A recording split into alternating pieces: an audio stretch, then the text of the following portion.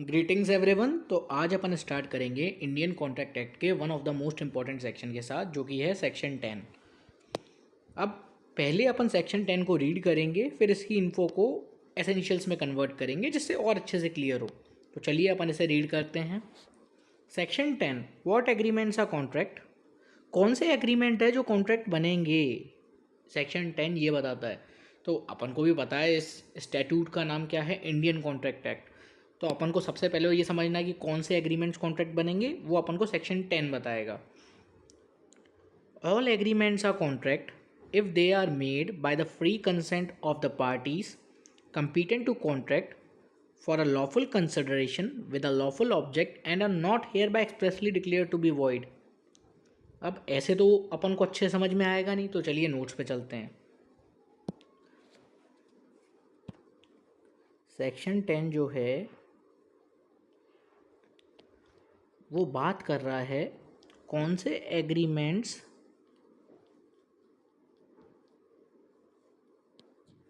Contract बनेंगे। तो इसमें कुछ एसेंशियल्स दे रखे हैं कि कौन से एग्रीमेंट्स जो हैं वो कॉन्ट्रैक्ट बनेंगे। तो सारे वो एग्रीमेंट कॉन्ट्रैक्ट होंगे जो कि फ्री कंसेंट से बनाए गए हों,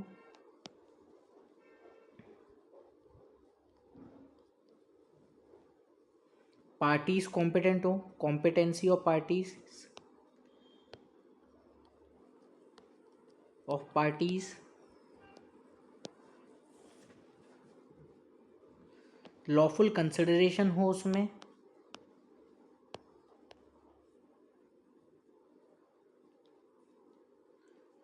साथ में लॉफुल ऑब्जेक्ट भी हो,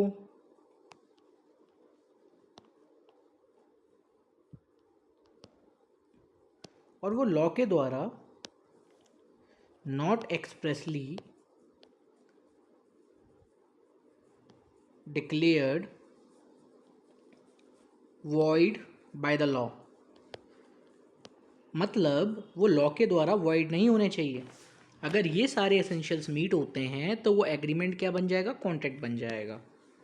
तो अब अपन इसकी एसेंशियल्स को और बाइफरकेट करते हैं फॉर इजी अंडरस्टैंडिंग। सबसे पहले क्या होगा, एक प्रपोजल होगा, मतलब ऑफर, प्लस उसका होगा एक्सेप्टेंस, तब जाके ये बनेगा एक प्रॉमिस। अगर आप क्लास को स्टार्टिंग से देख रहे हैं, मतलब स्टार्टिंग के लेक्चर्स आपने फॉलो अप करे हैं, तो आपको ये ईजिली समझ में आ जाएगा, कोई बड़ी बात नहीं होगी। जब प्रॉमिस के साथ साथ कंसिडरेशन भी ऐड हो जाए तो वो चीज़ बन जाती है एग्रीमेंट। क्या बन जाती है, एग्रीमेंट। अब एग्रीमेंट के साथ साथ जब सेक्शन 10 के एसेंशियल्स फुलफिल हो जाएं तो वो ही एग्रीमेंट बन जाता है कॉन्ट्रैक्ट। अब सेक्शन 10 के क्या क्या एसेंशियल्स हैं वो अपन ने यहाँ नोट डाउन करे हैं। पार्टीज़ की फ्री कंसेंट होनी चाहिए, कॉम्पिटेंट होनी चाहिए पार्टीज़, लॉफुल कंसिडरेशन होना चाहिए, लॉफुल ऑब्जेक्ट होना चाहिए, not expressly declared void by law होना चाहिए। अब फ्री कंसेंट क्या होती है? फ्री कंसेंट का मतलब होता है जो कंसेंट इन चीज़ों से कॉज ना हुई हो, coercion, undue influence, fraud, misrepresentation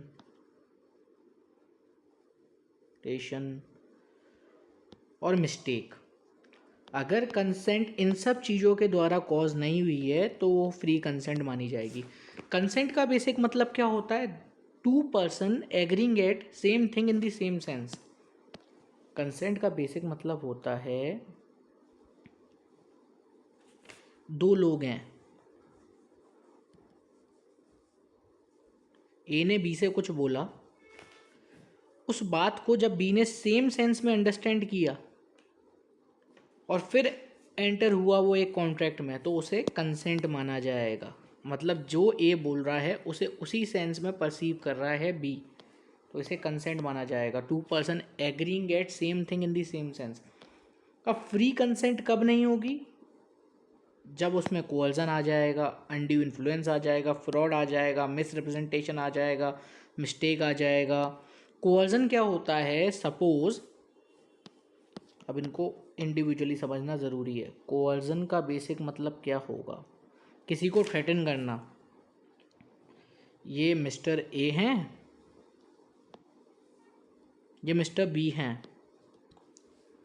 mister B पे मिस्टर ए ने गन पॉइंट कर दी है और बोला है कि मिस्टर बी, ये जो घर है ना वो मुझे आप सेल आउट कर दो और मेरे साथ कॉन्ट्रैक्ट में एंटर कर जाओ। तो इसे बोला जाता है कोअर्जन, कि आपने मिस्टर बी को थ्रेटन किया कॉन्ट्रैक्ट में एंटर कराने के लिए कि if you will not enter into a contract with me, मैं आपको शूट कर दूंगा। तो इसी की वजह से मिस्टर बी जो हैं वो ए के साथ कॉन्ट्रैक्ट में आ जाते हैं। तो इधर मिस्टर बी की कंसेंट तो फ्री है नहीं है, तो इधर माना जाएगा मिस्टर बी की कंसेंट फ्री नहीं है क्योंकि इन पे कोअर्जन हुआ है। अब दूसरा आता है अनड्यू इन्फ्लुएंस। अनड्यू इन्फ्लुएंस में क्या होता है? मान लो ये एक मिस्टर ए है जो कि एक लॉयर है, एडवोकेट है, एडीबी। ये जो मिस्टर बी है वो इसका क्लाइंट है, मतलब अथॉरिटी में है ये बंदा। और ये बंदा बोलता है कि यार तुम्हारे बहुत सारे क्रेडिटर्स हैं, एक काम करो इस प्रॉपर्टी को तुम मुझे ट्रांसफ़र कर दो। तो क्रेडिटर्स तुमसे ये प्रॉपर्टी नहीं ले पाएंगे। तो ऐसा सजेशन दिया और मिस्टर बी को लगता है यार ये सही कह रहे हैं। अब यार इसको और सिंपल रखते हैं। मान लो एक ऑफिस है, उसमें मिस्टर ए बॉस है मिस्टर बी का। मिस्टर ए मिस्टर बी से बोलता है कि एक काम करो, अपनी जो एक कार है ना, बहुत अच्छी कार बनाई है वैसे मैंने, वो मुझे दे दो। अब मिस्टर बी को क्या लग रहा है, यार अगर मैंने इसको कार नहीं दी ये मेरे को जॉब से निकाल देगा। तो ये हो गई अनड्यू इन्फ्लुएंस, क्योंकि जो मिस्टर ए है वो पोजीशन ऑफ पावर में है, उसके पास अथॉरिटी है, इसलिए मिस्टर बी ने उसको अपनी कार दे दी।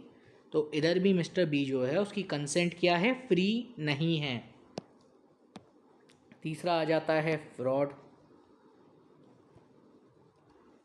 फ्रॉड में क्या होता है? इंटेंशन होता है दूसरी पार्टी को डिसीव करने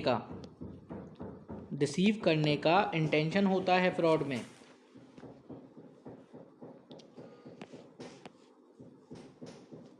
ए ने बी को एक हॉर्स सेल आउट किया और बी ने उस टाइम पे पूछा कि क्या हॉर्स साउंड माइंड का है? ए ने उसका कुछ रिप्लाई नहीं किया।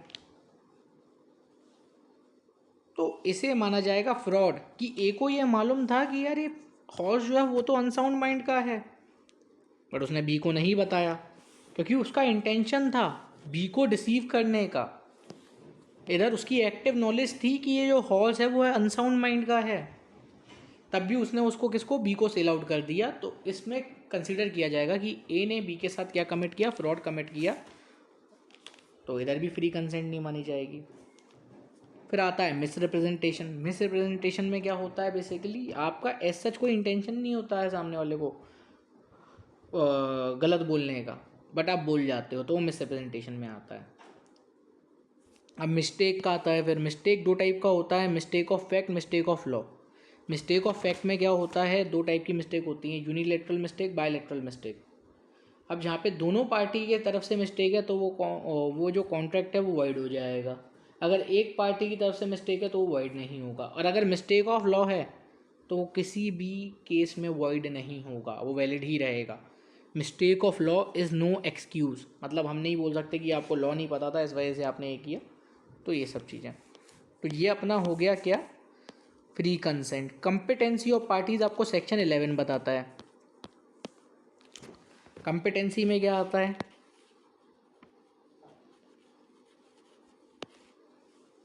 कंपिटेंसी में क्या क्या आता है? पहला कि वो माइनर नहीं होना चाहिए, मतलब 18+ होना चाहिए। दूसरा, अनसाउंड माइंड नहीं होना चाहिए।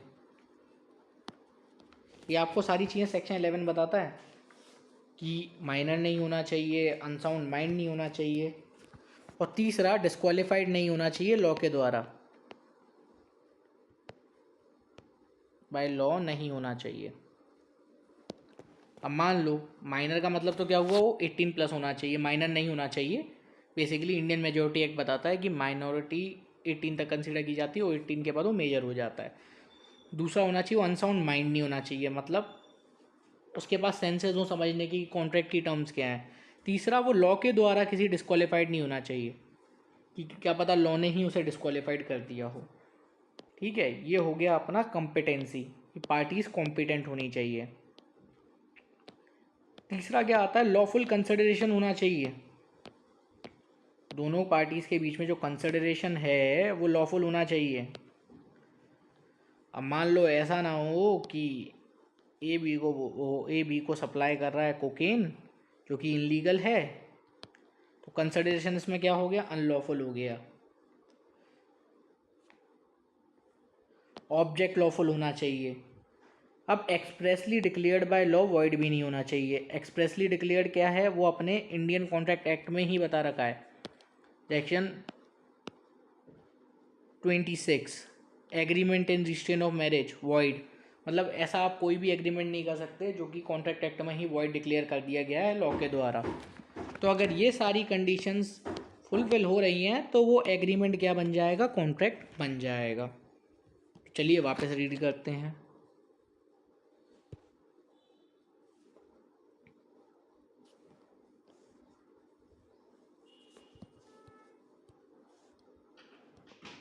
तो अब अपन को क्लियर हो चुका है नोट्स के थ्रू कि कौन से एग्रीमेंट्स कॉन्ट्रैक्ट बनेंगे। एक और बार रीड इसलिए करेंगे जिससे और क्लियरिटी है। ऑल एग्रीमेंट्स आर कॉन्ट्रैक्ट, वो सारे एग्रीमेंट्स कॉन्ट्रैक्ट हैं जो कि free consent of the parties से बने हों, जो कि कंपिटेंट हो कॉन्ट्रैक्ट करने के लिए, कंसिडरेशन लॉफुल हो, ऑब्जेक्ट भी लॉफुल हो, और वो लॉ के द्वारा एक्सप्रेसली डिक्लेयर्ड ना हो वॉइड, तो सारे एग्रीमेंट्स क्या बन जाएंगे, कॉन्ट्रैक्ट बन जाएंगे। तो किसी भी एग्रीमेंट को कॉन्ट्रैक्ट बनने के लिए एट लास्ट सेक्शन 10 के एसेंशियल्स फुलफिल करने पड़ेंगे। अगर वो सेक्शन 10 के एसेंशियल्स फुलफिल नहीं करता है तो वो कभी भी कॉन्ट्रैक्ट नहीं बन सकता। अब सेक्शन 11 क्यों पढ़ना ज़रूरी है, ये बताता है who are competent to contract. Every person is competent to contract who is of the age of majority according to the law which he is subject, and who is of sound mind and is not disqualified from contracting by any law to which he is subject। वो सारे person competent है contract करने के लिए जो minor नहीं है, unsound mind नहीं है, या लॉ के द्वारा डिस्क्वालीफाइड नहीं है। अगर ये सारे लोग हैं तो वो कम्पिटेंट है कॉन्ट्रैक्ट करने के लिए। और अगर इसे उल्टा देखा जाए तो वो सारे पर्सन कम्पिटेंट है कॉन्ट्रैक्ट करने के लिए जो कि मेजर हैं, अनसाउंड माइंड नहीं है, लॉ के द्वारा डिस्क्वालीफाइड नहीं है। तो ये भी होना ज़रूरी है।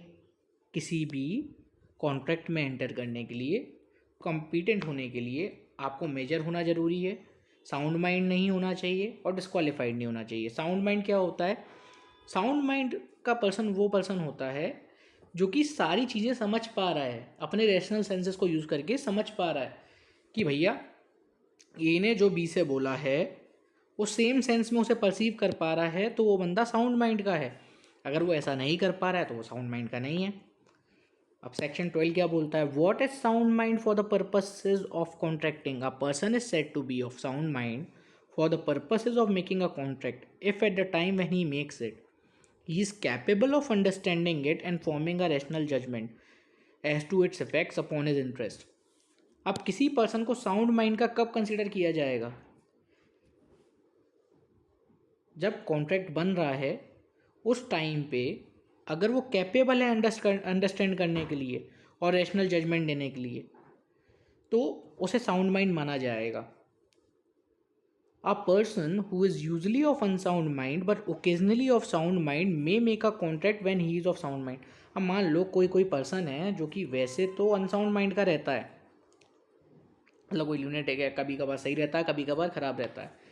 तो जब वो साउंड माइंड का है, अगर आप उस टाइम पे उसके के साथ कॉन्ट्रैक्ट में एंटर होते हैं तो कॉन्ट्रैक्ट वैलिड होगा। If a person is usually of sound mind, मतलब एक पर्सन है डेली बेसिस पे वो साउंड माइंड का रहता है, बट ओकेजनली वो ड्रिंक कर लेता है या कुछ करता है, उसकी वजह से वो अनसाउंड माइंड का हो जाता है, तो वो तब कॉन्ट्रैक्ट नहीं करेगा जब वो अनसाउंड माइंड का है।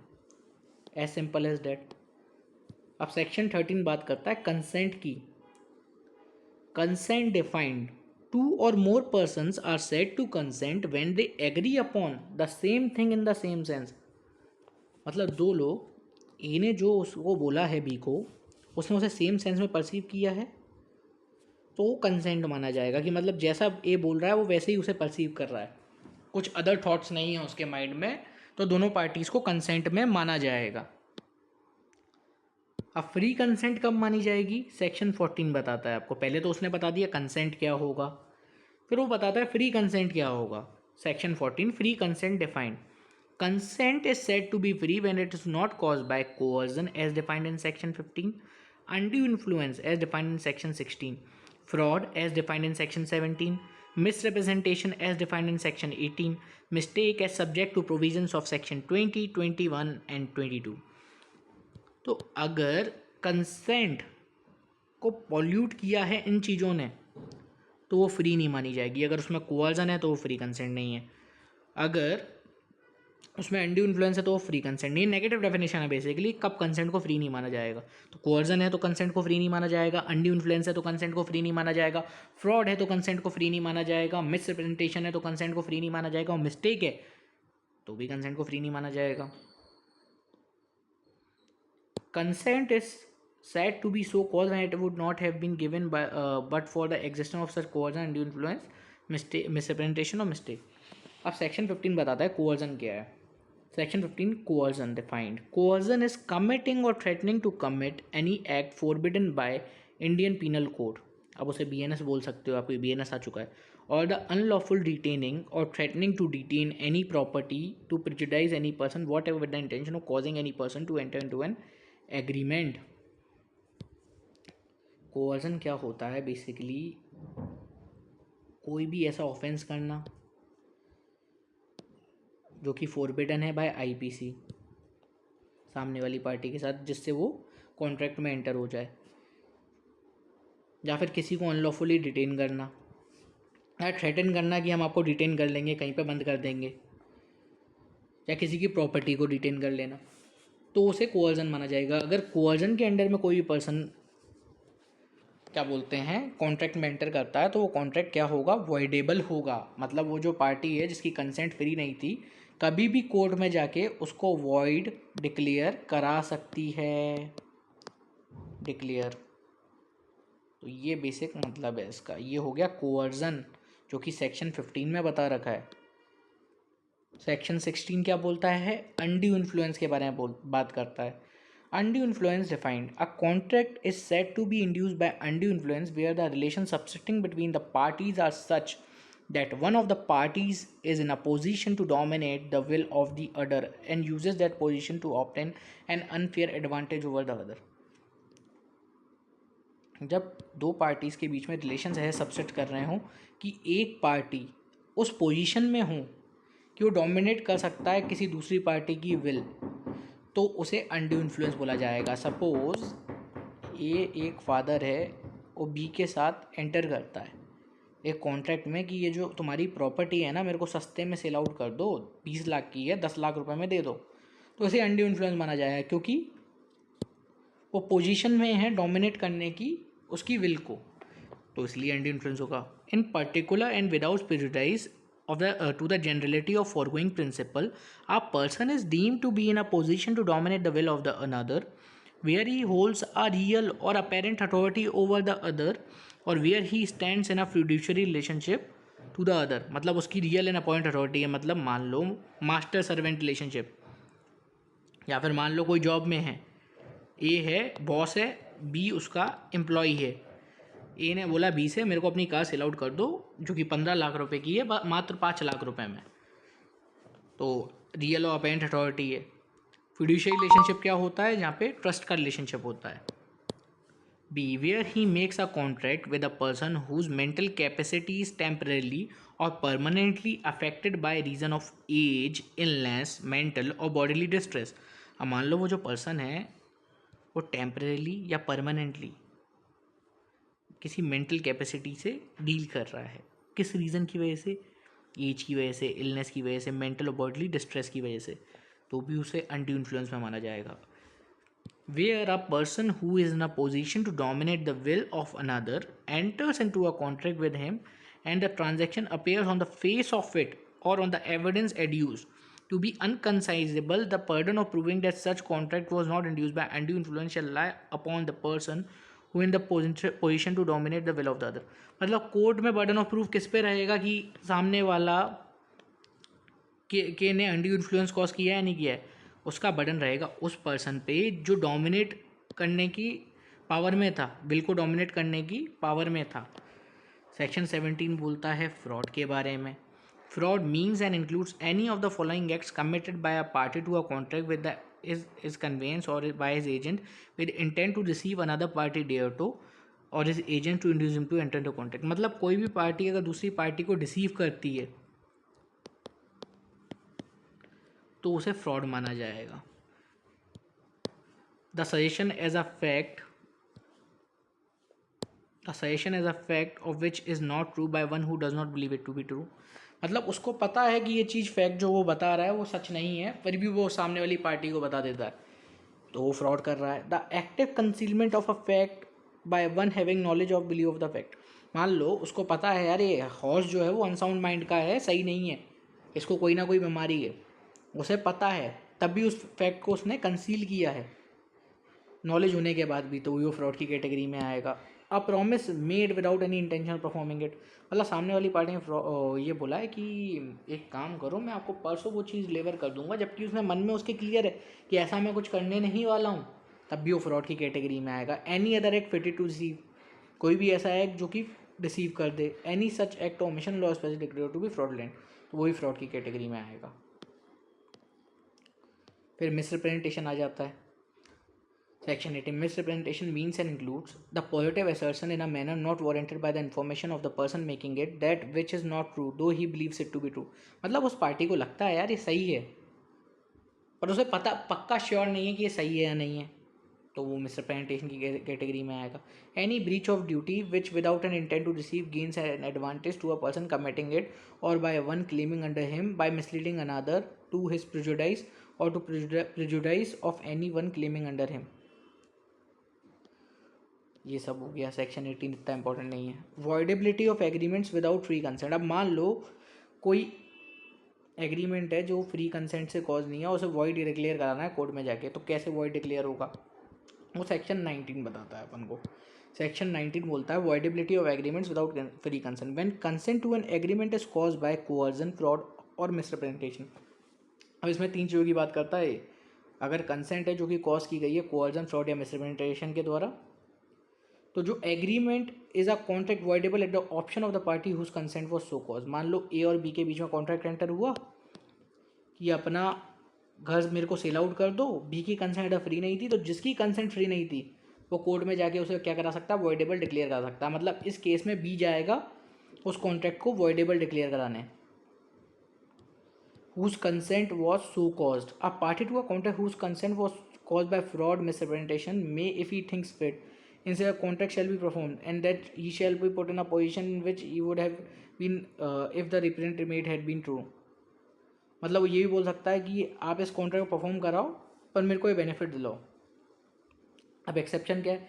If such consent was cause by misrepresentation, silence और by silence fraudulent within the meaning of section 17, the contract nevertheless is not voidable. Contract voidable नहीं होगा. या the party whose consent was so caused है the means of discovering the truth with ordinary intelligence. मान लो कि जो B party थी, मान लो किसी ने फ्रॉड किया है, मिसरिप्रेजेंटेशन किया, मतलब झूठ बोला सामने वाली पार्टी से, और वो बी जो थी वो अपनी ऑर्डिनरी इंटेलिजेंस को यूज़ करके, मतलब आसपास पता करके सच निकाल सकती थी कि ऐसा नहीं है, तो वॉइडेबल डिक्लेयर नहीं कर सकती. अ फ्रॉड और misrepresentation which did not cause a consent to a contract with the party on whom such fraud was practised और to whom such misrepresentation was made, does not render a contract voidable. Section 19 है। अब ऊपर वाले में आप बता रहे थे 3 चीज़ों के बारे में कब वॉइडेबल डिक्लेयर किया जा सकता है, वो था फ्री कंसेंट, कोअर्जन, फ्रॉड और मिसरिप्रेजेंटेशन। जो सेक्शन 19 है वो डील करता है अनड्यू इन्फ्लुएंस से। When a consent to an agreement is caused by undue influence, the agreement is a contract voidable at the option of the party whose consent was so called। मतलब जिसकी consent free नहीं थी वो जाके इसको voidable declare करा सकता है। Any such contract may be set aside either absolutely if the party who was entitled to avoid it receive benefit thereunder upon such terms condition the court seem just। मान लो B जाके ए ने B से बोला मुझे अपना घर जो कि 50 लाख का है वो 20 लाख रुपए में सेल आउट कर दो। अब बी ने 20 लाख रुपए तो रिसीव कर लिए हैं और फिर ये वॉइडेबल कराने भी चला गया, तो पार्टीज़ को उसी पोजीशन में लाके खड़ा कर दिया जाएगा जो वो तब होती जब वो कॉन्ट्रैक्ट नहीं हुआ होता, तो 20 लाख रुपए ए के पास वापस चले जाएंगे। As simple as that. अब जो सेक्शन 20 है वो अपन स्टार्ट करेंगे नेक्स्ट क्लास से, क्योंकि वो इंपॉर्टेंट है। सेक्शन 20 से लेके 30 तक अपन करेंगे नेक्स्ट क्लास में। तो आज के लिए इतना ही था। अगर आपको मेरी एक्सप्लेनेशन अच्छी लगी हो तो इस वीडियो को लाइक करें, अगर कोई डाउट हो तो कमेंट करें, और आपको रेगुलर नोटिफिकेशंस आते रहें मेरे वीडियोस की तो उसके लिए इस चैनल को सब्सक्राइब करें और बेल आइकन को प्रेस करें। So that's all for today. Thank you so much.